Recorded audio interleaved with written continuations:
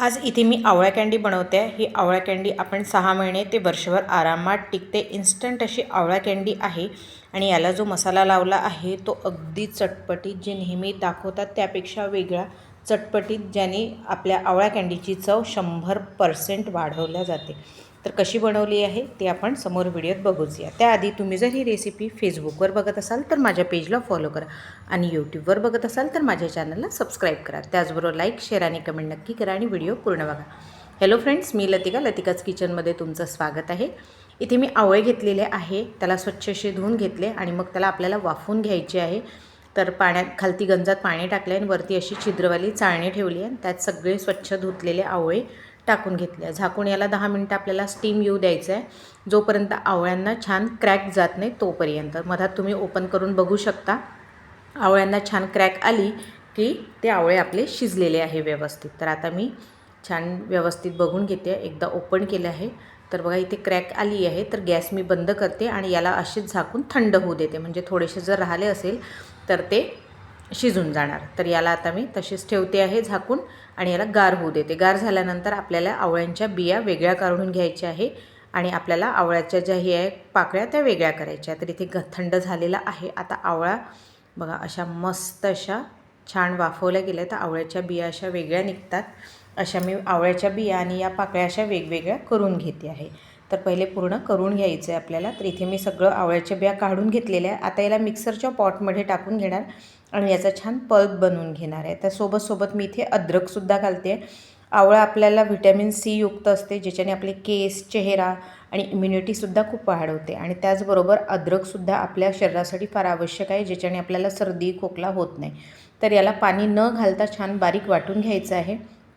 त्यानंतर याला मी कढईत घातलेला साधारणतः 1.5 वाटी हा पल्प आहे। तर त्याच 1.5 वाटी जेवढी आपला पल्प आहे तुम्ही मोजूही पण शकता किंवा अंदाजे पण घालू शकता।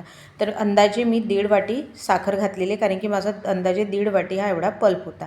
1.5 वाटी साखर घालून छान मिक्स करून घ्यायची आणि गॅसची फ्लेम अगदी मंद करायची। यात मी काळं मीठ घातलेलं आहे, थोडं जास्त घातलं कारण की मी साधं मीठ घातलेलं नाही आहे। तर इथे मी काळं मीठ घातलेलं आहे आणि यालासुद्धा छान व्यवस्थित असं मिक्स करून घ्यायचं। काळ्या मिठाने या कँडीची चव खूप छान अप्रतिम अशी येते। तर आता इथे साखर पूर्ण विरघळलेली आहे। आवळा कँडी तशी तर आपल्या पूर्ण ओव्हरऑल शरीरासाठीच चांगली असते आणि आवळा हा हिवाळ्यातच येतो, म्हणून ही कँडी तुम्ही बनवून वर्षभर टिकवून ठेवू शकता, साठवून ठेवू शकता। तर एकदा नक्की करा आणि याचा मसाला तर अगदी स्पेशल आहे। तर बघा इथे आवळा कँडीचे जे पल्प आहे तो छान घट्ट झालेला आहे।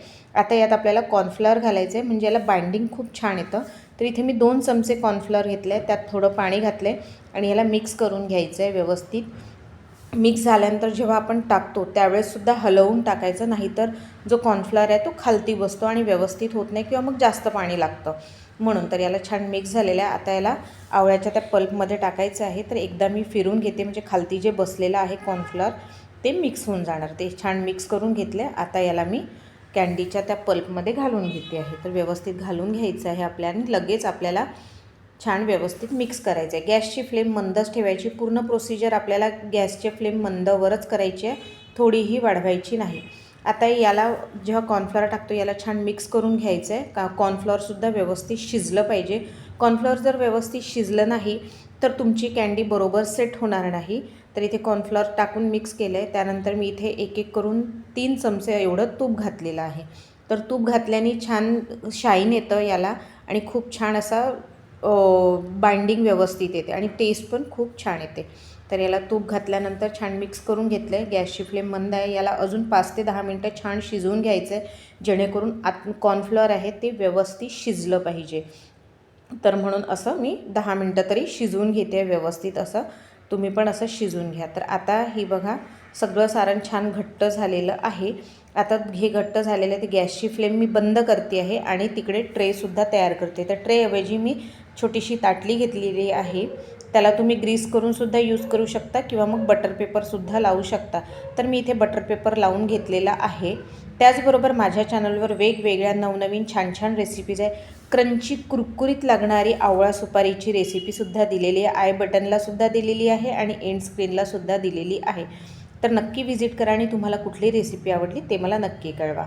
तर इथे बघा मी ताटली घेतली आहे, त्यात मी बटर पेपर लावून पल्प टाकून घेतलं आणि छान सगळं सारण व्यवस्थित सारखं स्प्रेड करून घेतले. आता याला सेट होऊ दिलेलं आहे. सेट झाल्यानंतर जेव्हा सेट होते, सेट होताना बघून घ्यायचं. त्याच्यानंतर जर तुम्हाला घाई असेल तर फ्रीजमध्ये सुद्धा ठेवू शकता. छान सेट झालेला आहे. आता याचा बटर पेपर मी काढून घेतलेला आहे आणि याला पोळपाटवर ठेवून छान चौकोन चौकोन छोटे छोटे क्यूब्स करून घेतलेले आहे. तुम्हाला आवडेल त्या हिशोबाने तुम्ही याचे आकाराचे कापून घेऊ शकता. तर मी इथे सुरी घेतलेली आहे छान व्यवस्थित, आणि सुरीला चिकटत असेल तर त्यावेळेला एकतर पिठी साखर लावायची किंवा मग तुम्ही थोडंसं कॉर्नफ्लॉवर त्या चाकूला लावून कापलं तर आपली कँडी आहे ती चिकटणार नाही. तर या प्रकारे असं करायचं. तुम्ही छान छोटे छोटे क्यूब्स कापून घेतले आहे आणि त्यानंतर आपला जो मसाला आहे तो स्पेशल मसाला बनवायचा आहे आपल्याला इथे. तर आता तो मसाला बनवून घेऊया आपण. इकडे मी कँडी कापून झालेल्या आहेत माझ्या सगळ्या, मस्त अशा अगदी सॉफ्ट झालेल्या आहेत, मस्त जबरदस्त अशा, चवीला तर भन्नाट अशा लागते आणि तो मसाला लावल्यानंतर अप्रतिम लागते. तर आता इथे मसाला बनवून घेऊया. तर इथे मी पिठी साखर घेतलेली आहे, आधीच माझ्याकडे बनलेली होती. तुमच्याकडे बनलेली नसेल तर मिक्सरच्या पॉटमध्ये साखर घालून वाटून घ्यायची, आपली पिठी साखर रेडी होते. तर इथे पिठी साखर घेतली आहे, 5 चमचे मी पिठी साखर घेतलेली आहे. त्यात मी काळी मिरी पावडर घातलेला आहे अर्धा चमचा, त्यानंतर 1 चमचा मी चाट मसाला घातलेला आहे आणि अर्धा चमचा घातलेला आहे जिरेपूड, जेणेकरून या मसाल्याची चव अप्रतिम अशी लागते. यात तुम्ही सुंठ पावडरसुद्धा घालू शकता आणि हे काय म्हणते थोडंसं ओवासुद्धा बारीक करून घालू शकता.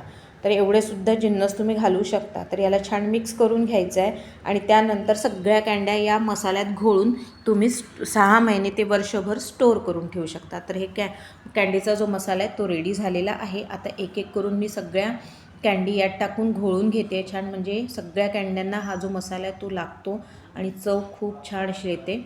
तर बघा, मस्त अशा कँड्यांना सगळ्यांना मी मसाला लावून घेतलेला आहे आणि काचेच्या भरणीत छान स्टोअर केलेलं आहे. तुम्ही काचेच्या भरणीऐवजी एअरटाईट जे झिपलॉक येते त्यातसुद्धा करू शकता. तर कशी वाटली आजची रेसिपी ते मला नक्की कळवा. तर भेटूया पुढच्या रेसिपीत. तोपर्यंत बाय.